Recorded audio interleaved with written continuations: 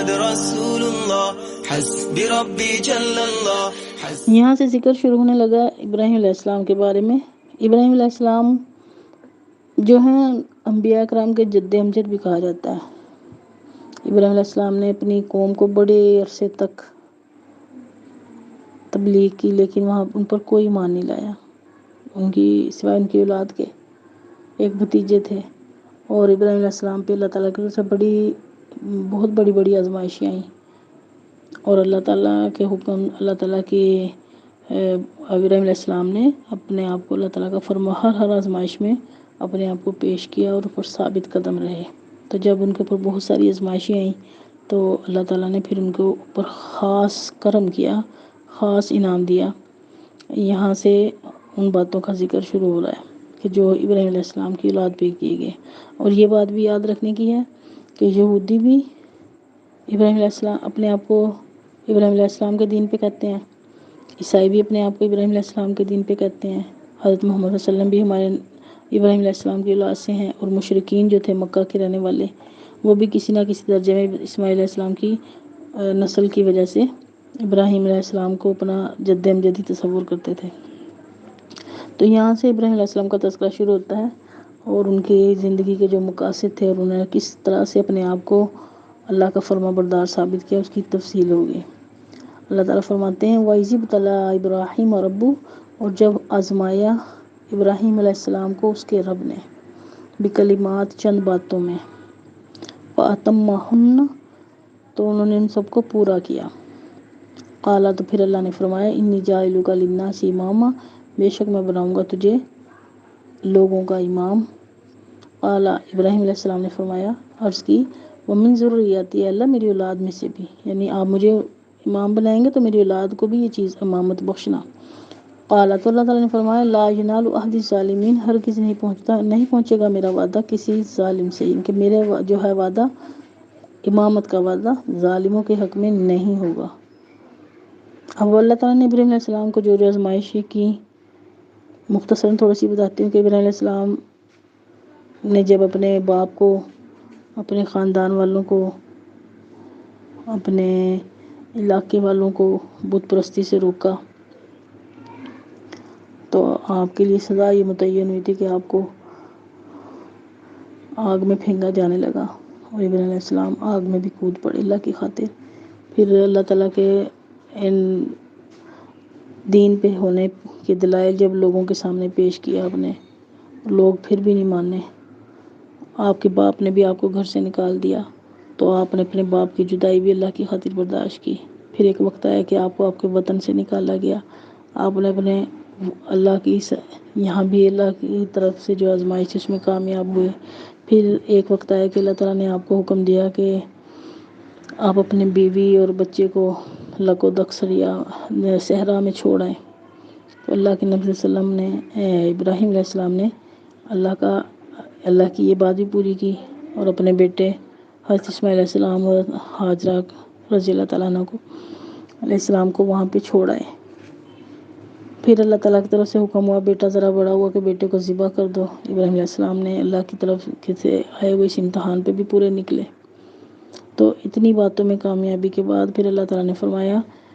کہ میں تجھے لوگوں کا امام بناؤں گا، اور اللہ تعالیٰ نے ابراہیم علیہ السلام کو اپنا خلیل قرار دیا کہ یہ میرا خلیل ہے۔ ابراہیم، ہر نبی کا کلمہ ہوتا ہے لا الہ الا اللہ، جیسے ہمارے نبی صلی اللہ علیہ وسلم کا کلمہ ہے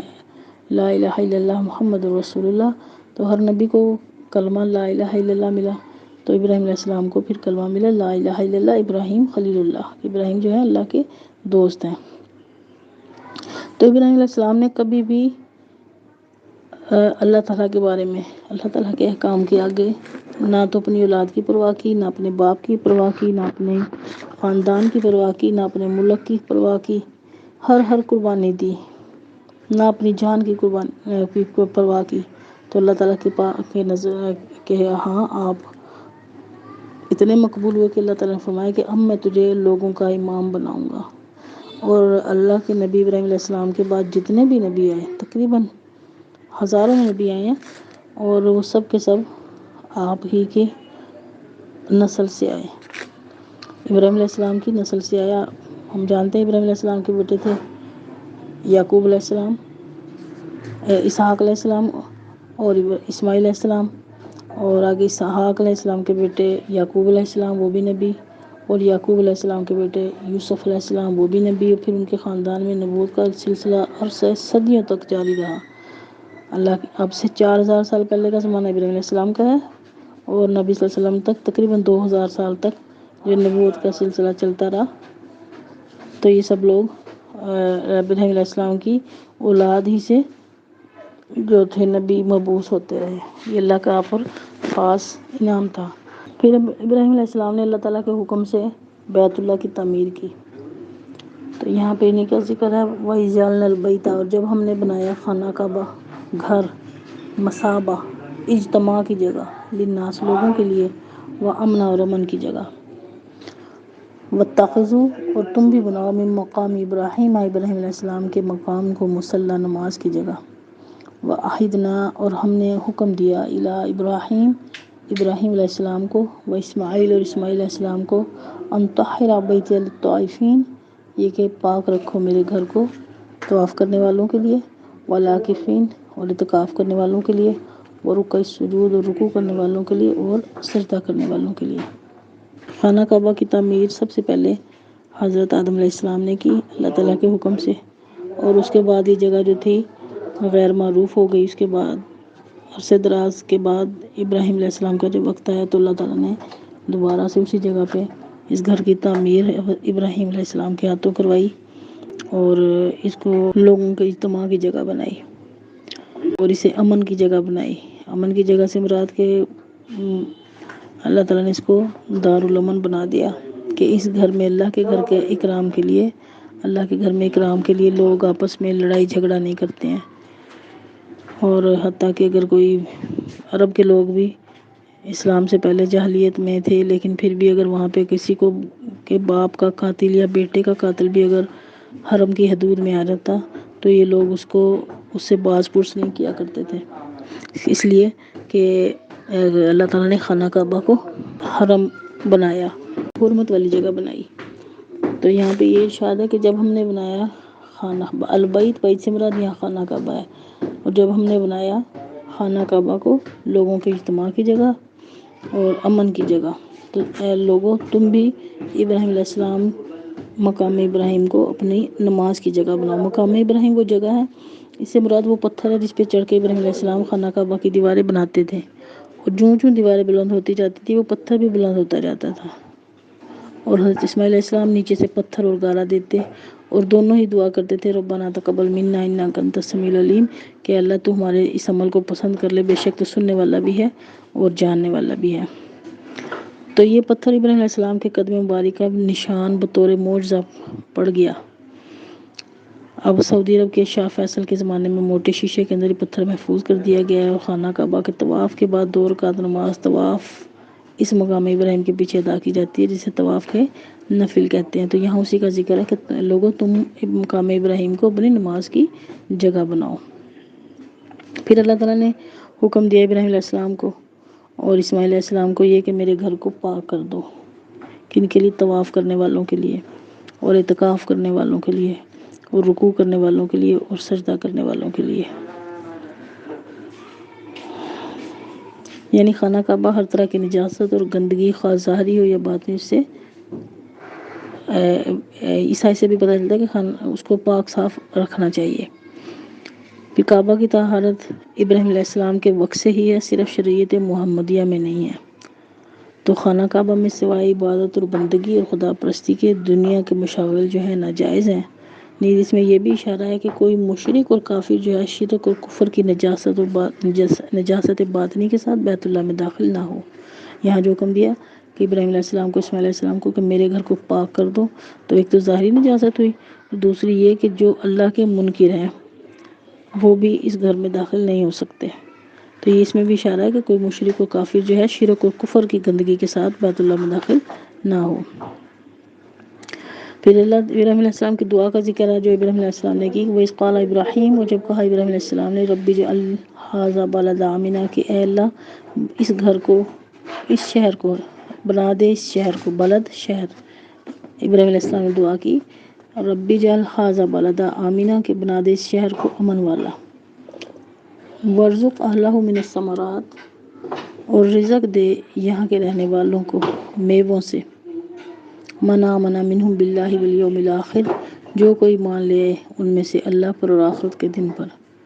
قال تو اللہ نے فرمایا ومن کفر، جو کفر کرے گا فأمتعہ قلیلا، تو میں اسے بھی فائدہ دوں گا تھوڑا،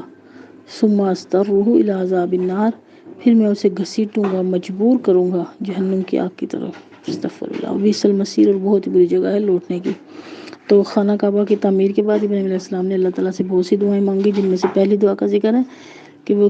جس جگہ خانہ کعبہ کی تعمیر ہوئی تھی ایک چٹیل میدان تھا غیر آباد،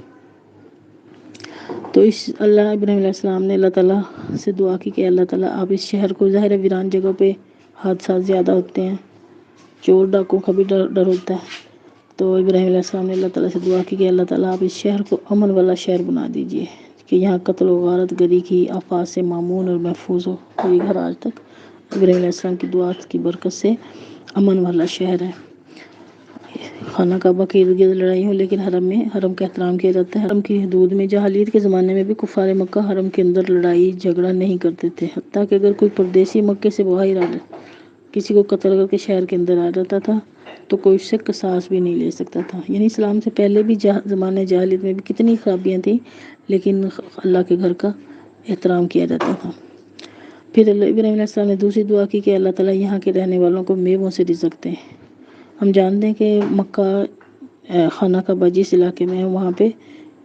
ایک صحرائی علاقہ ہے، اور لیکن خشک ریگستان علاقہ ہونے کے باوجود دنیا کی ہر نعمت جو ہے یہاں میسر ہے۔ ابراہیم علیہ السلام کی دعا کی برکت سے انہوں نے دعا کی کہ اللہ یہاں کے رہنے والوں کو تو رزق عطا فرما میووں سے۔ تو اللہ تعالیٰ نے مکے سے نزدیک طائف کا ایک ایسا خطہ بنا دیا کہ جس میں ہر طرح کے بہترین میوے